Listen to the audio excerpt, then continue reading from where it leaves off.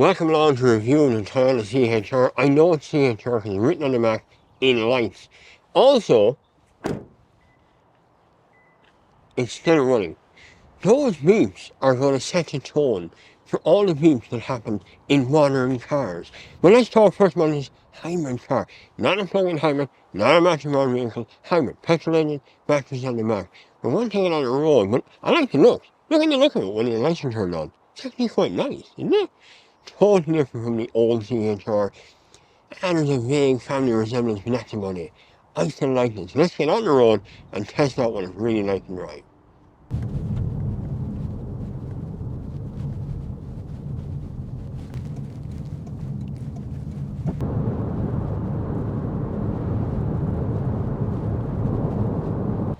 Just before we hit the road, I want to point out a few details. Yes. So my big bugbear with the CHR has always been the back doors. They don't open very wide. This big gap here. So if you have kids in child seats, it's not going to work. It's just not going to work. Plus, just getting in and out is quite tight. That opening is too small. And when I'm in here, I disappear behind this thing entirely. It's very dark in the back seat. It's actually so dark that I'll move the camera over there so you can see in here. When I close this door, now that door is open, so light's coming in, and there's a glass roof in this one, and the window's right there. There's only this much roof in between, and still, it's pretty dark back here. The shoulders on the seat in front of me are broad, and so I can't really see much. Big headrest. Look, if you're moving your grandkids around, or you have bigger kids who don't need a child seat, it's going to be okay. But for a longer journey, it's actually quite dark and dull back here. There's no center armrest. There's nothing. There's a one USB-C port on there for charging only, and that's kind of your lot in the back seat. So, while it's adequate, it's not very nice for passengers. Now, the same can't be said up front here, because up front it feels fairly bright and airy actually. The windscreen rape comes all the way up, there's good windows on the side, and the sunroof comes all the way forward, so not with roof left. The quality of materials used here is very high. It is. It feels high. It feels like they put a lot of effort into the screen. Its integration into the dashboard. Everything feels really good. Steering is nice. It's kind of leather. No, why didn't it put a heated steering wheel in it? It's very cold in the morning when you're hung up and your seat is heated. But it does have two heated seats in the front. This seat is manual. That seat is manual. No electric seats. None of that stuff in this car. Not as the spec it is in Ireland. I'll put the specs on the screen in a second. They have this box in the centre for coins or something. There's a USB-C port in here and a 12-volt socket. There's a USB-C port up front. Toyota is one of the few car companies still include the stuff you didn't expect. The poverty switches. The switches that are there, the blanks that are there, that you could expect something which you didn't. We're just going to leave it switch there instead. So they are present. Wireless charger here, two cup holders that are adequate as well, and a little kind of pen holder thing here, and a glove box there is actually quite large and useful. Overall, I kind of like being a driver of this. But being a rear passenger is a bit dark. But I'll tell you what, we'll discuss that further on the road. So this CHR is actually a new car. So it's barely recognizable from the outside as CHR. It doesn't look like the outgoing model much. Same for the visibility in the back, where they made the C-pillar huge, which is the standard for the last one. So the back seats are quite dark. And if you're reversing, and for whatever reason you don't like looking at the reversing camera, you're going to see nothing on the back of this car. Very odd. Very odd. Odd choice in 2024, really. Now, this is a hybrid, not a plug-in hybrid. It has a petrol engine, and you hear those dings? We're going to come to those dings in a minute. So stay tuned, because I have a rant about dings these days. But this is a hybrid, so I've got a petrol engine, I've got a small battery in the back. The battery runs the wheels. Sometimes the petrol engine runs the wheels the rest of the time. And somewhere between the two, the heating is done by the petrol engine, always running when it's cold. And the battery seems to pick up on doing a few bits around the car in that sort of stop-start facility. Right now, it's running the wheels even in very low traffic speed, like right now, where we're stuck behind this van, pulling out a T-junction, you know? Thank you. It's a bank holiday Monday, by the way. There's the ding again. So the ding is telling me I moved from a 30 kilometer an hour zone to a 50. If I exceed the speed limit by even 1 kilometer, it'll go ding, ding, ding. And every time I move through another location, I stray near a white line, there's a different ding in the car. Ding, ding, ding. And what it makes me do is look down there all the time, going, what are you thinking about now? Oh, there's something dinging. This is not the directive from Toyota, by the way. This is a directive from the EU.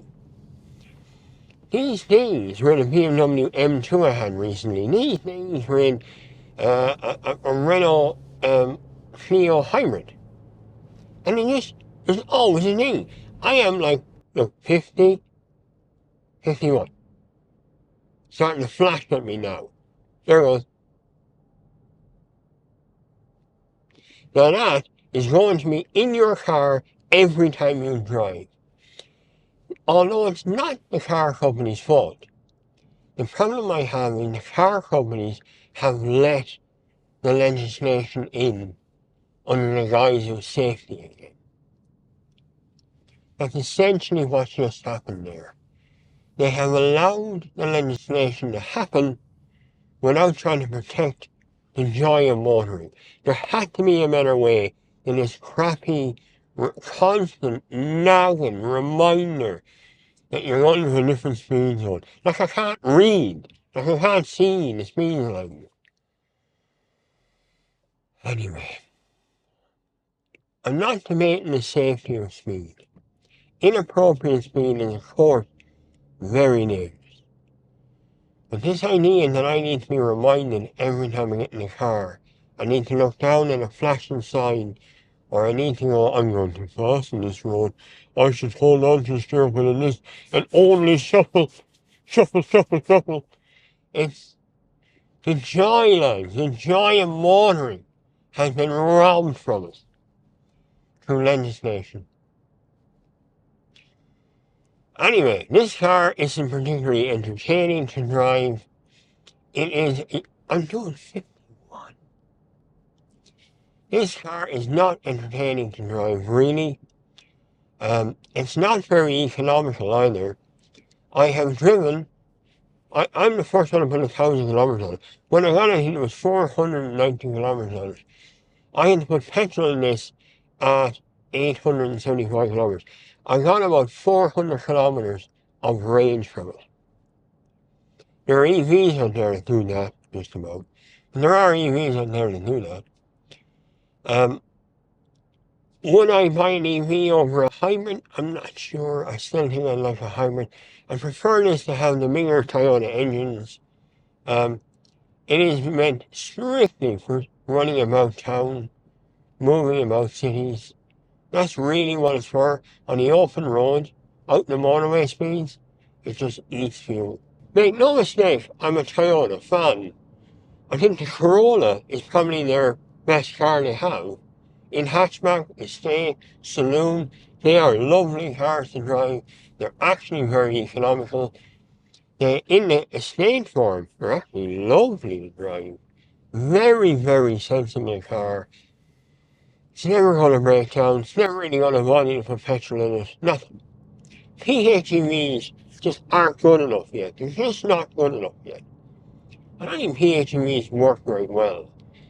But when it comes to an SUV, it's very nice looking. It's just not very good. I think there's better in the Toyota range. I think Toyota do better cars, nicer cars to drive even. It's very comfortable, heated seats are nice, dual zone climate control, wireless Apple CarPlay, these are all in the car. There's a sunroof. Here's what I mean. There's 120 now new, right? So I'm going to put the cruise control there, active cruise control on, 120. The problem is, the hybrid battery is now carrying the weight. The car now has to rely almost entirely on the petrol engine, and so it feels a bit struggling. My average fuel consumption is 6 litres to 6.5 litres per 100 kilometres. And I mean, that's what I would have been getting from any car 20 years ago, with no batteries in it. No, not easily would have got that out. In 40 miles to the gallon to 50 miles to the gallon was the norm for a petrol car back in 97, 98, 99, 2000, easily, before the batteries turned up. The benefit of this is I don't have to stop the charge. But the big drawback is you're only going to get about 400 kilometres from a tank of fuel. So you're going to be stopping for the charge points anyway. You've only got about a battery car. Seems strange. Let's have a little pull over and have a chat about what we should do here.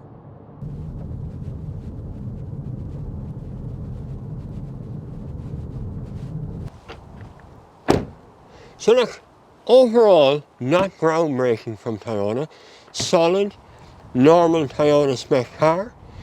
Again, Toyota ranks like 3 or 4 of the cars in the top 10 sales in Ireland are Toyotas. And they don't include the electric car, they are all hybrids that are sitting there. There's a desire in the public to not have to go electric. Fully electric, I mean. It works in a very limited sense, but not without frustration. And battery power works for people who can afford solar panels. People don't drive very much. People maybe even don't like driving. There's not that many nice, good, fast, interesting cars to drive if you want electric. This is a happy medium. I still think the Corolla is a better buy. The Yaris Hybrid is a great car. A great car. I can't emphasize how much I like the Yaris Hybrid. I think they're a lovely car, even second hand. RAV4 is a bloody good car. And then you have the Camry kind of fits in there somewhere, and all of the Lexus group. This kind of fits a demographic that is fading away. A sort of a granny mobile or a used car buying that people might buy for the first time of buying a hybrid. This is where it fits in. I like it. Well, I can't recommend it to you, not to people who watch my channel, that's for sure. I think there are better cars in the Toyota range you can buy, and there are currently better cars in the market. Look, thank you very much for watching. I hope you hit the subscribe button. I'll hopefully see you in the next video. Eventually I'll get an operation done to fix my mouth. I'll do a trick for you. How about that? Watch this trick. This trick adds resonance to my voice, so all of a sudden I sound like an entirely different person, or I sound like the old version of me. Anyway, thank you very much for watching. I hope you hit the subscribe button. I will see you in the next video. Until then, look after yourself. And until the next time, I'll see you on the far side.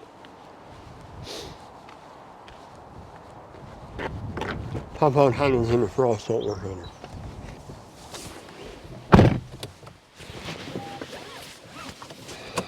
More beeps and bongs.